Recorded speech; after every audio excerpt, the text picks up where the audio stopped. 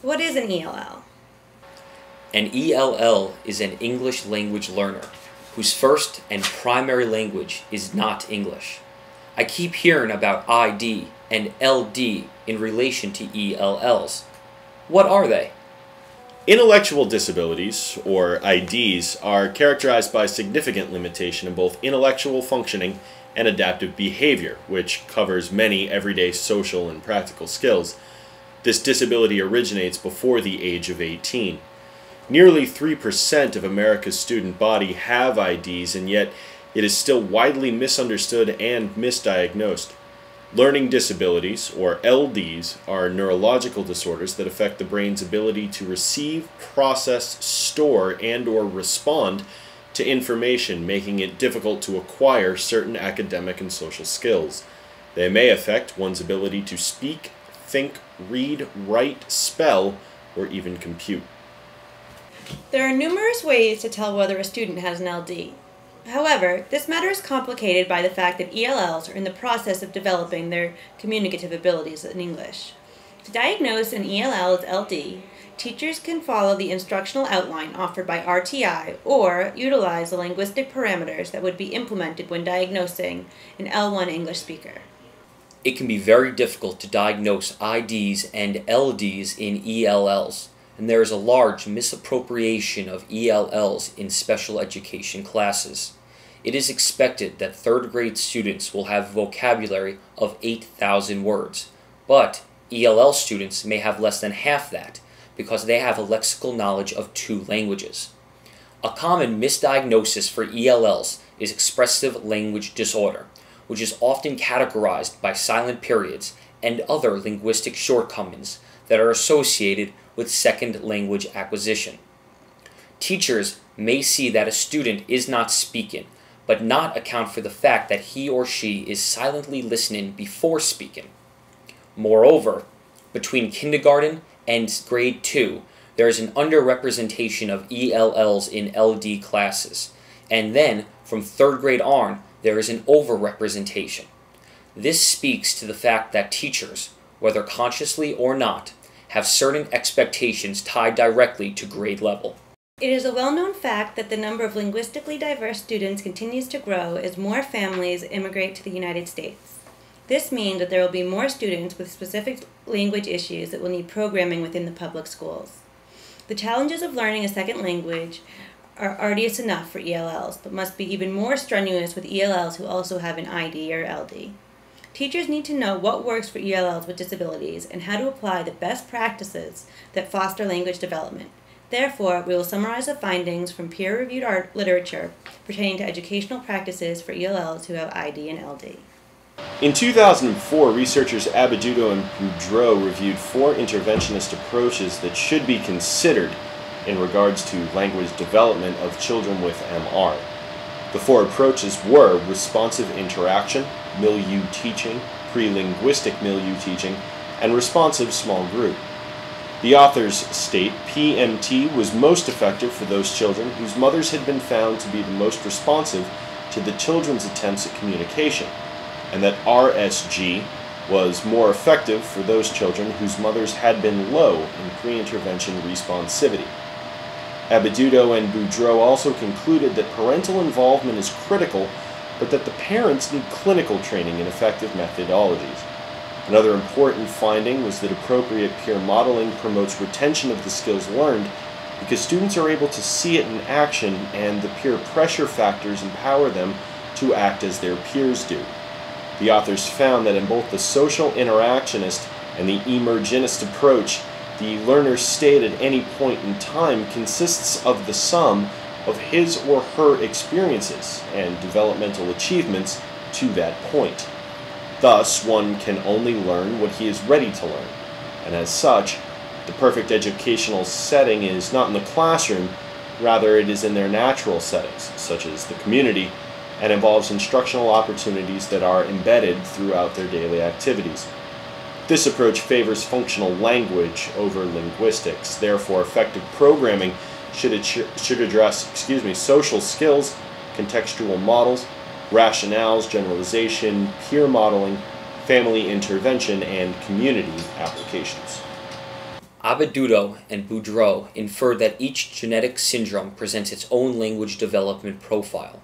In addition, they reasoned that behavioral models work best because they consider applications of functional language, context for communicating, significance of the relationships between the people communicating, the environment, and the unique learner characteristics. However, in 2007, researchers Fidler, Filofsky, and Hepburn stated that there is not enough research to support specific approaches by syndrome. Hence, when planning instructional interventions relating to phenotype, the author suggested that using general information about a genetic syndrome to 1. Anticipate potential developmental vulnerabilities and resiliences, and 2. Incorporate an anticipatory guidance approach. Interventions for students with Down syndrome should target 2 areas. 1. Strengthening speech and oral motor development, and 2. Promoting the use of functional communication modalities. Both research groups concluded that it is important to assess and identify each student's language phenotype, but this process should be individualized to the specific person. Another strategy used to promote language development is through the use of stories that are familiar to the student. In 2009, Spooner and Associates performed a study with Sarah, a Latin paraprofessional, and Yari, a Latin 6-year-old girl. Sarah used a forward chaining task analysis to sequence the steps for reading 3 Latin culture books. In order to make the books easier to read, Sarah provided large print, vocabulary words, and laminated the pages, which made turning the pages easier. Next, she included the story theme at the bottom of each page of the book. Yari would recall the words in Spanish, and then try to translate them into English. The first book was read aloud in Spanish, the second book in Spanish and in English, and the final book in English. Yari did not move on to the next book until she mastered all of the steps in the task analysis. The results of the study support the importance of scaffolding from Spanish to English instruction, cueing, the use of pictures and visuals, sequence repetitive tasks, and motivational rewards. When surveyed, the lead teacher and the paraprofessional both believed that culturally relevant stories promoted students' literacy skills. In 2010, Olivos, Gallagher, and Aguilar emphasized the need for effective family collaborations in order to provide quality services to ELL students with disabilities. In fostering effective and collaborative relationships with CLD families, Olivos and others suggested the following recommendations. First, it is important to schedule meetings at times when the parents can make it and accommodate their transportation needs. During the meeting, parents need to feel they have adequate time to share their opinions. Since the child's lead teacher is usually the focal point and the person the family trusts the most, they should be in attendance at all meetings. If school systems provide collaborative relationships that are built on equality, mutual respect for differences in cultures, and form a place that recognizes the needs of the student as well as the family, then students' learning needs will be maximized. Parents may still resist certain suggestions, but in this model, it provides them a place to discuss their feelings and educate teachers on what may work better for their child. A review of the literature suggests that ELLs with ID and LD learn best when taught 1. With effective strategies and programming specifically applicable to and designed for each individual student's needs. 2. With applications containing content that is personally valued by the student as well as practiced in natural contexts and then applied across settings such as the community and home settings. And 3. In their native languages by staff members within their culture. And 4. In collaborative family systems. All of this research seems to go along with Lev Vygotsky's social development learning theory. It is important for students to play an active role in learning in order to learn new skills and methods of communication.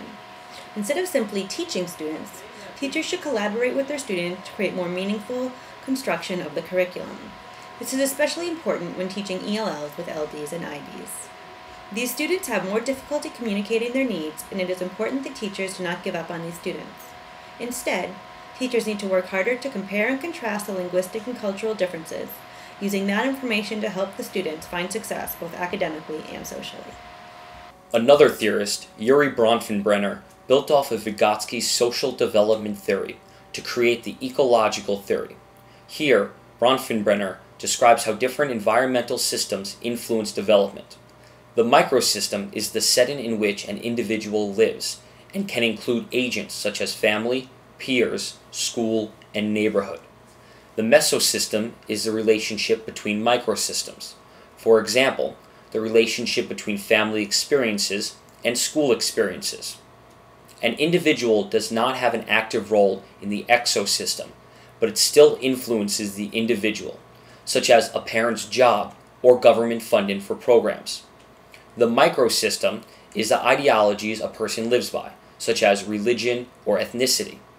Finally, the chronosystem comes into play through the patterns of environmental events and transitions, such as moving from one country to another. When thinking about this theory in terms of ELL students with ID and LD, it becomes clear how environmental influences affect development. It might take longer for an ELL with an LD to catch up to his or her peers because of the huge environmental changes and differences going on in his or her life. One of the problems with America's schools is the lack of education for teachers on how to educate ELL students and students with disabilities.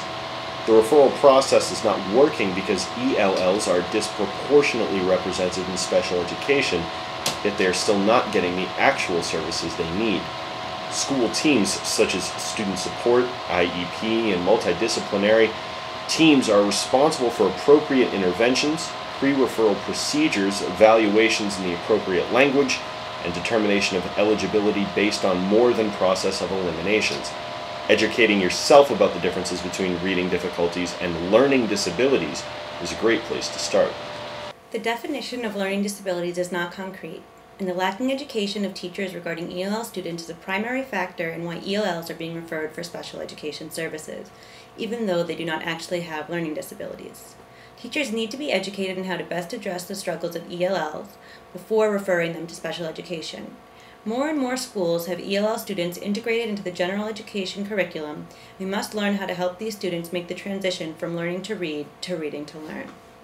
The progress made through the implementation of IDEA and RTI can help educators to distinguish between students having difficulties with acquiring a second language and those who have ID. Nevertheless, schools are having a very difficult time distinguishing between the two. The ambiguous definitions and protocols for determination and referral are directly responsible for the misrepresentation. Educators are simply not embracing pre-intervention protocols prior to referring ELLs for evaluation. Once students are referred, however, it is imperative that instructors are aware of the ways in which their double disadvantaged students can best be educated. Finally, it is important to remember that each learner's needs are unique, and therefore, the creation of appropriate programming is necessary. Thanks so much for joining us today, and see you next time when we discuss strategies and skills for teaching ELL students.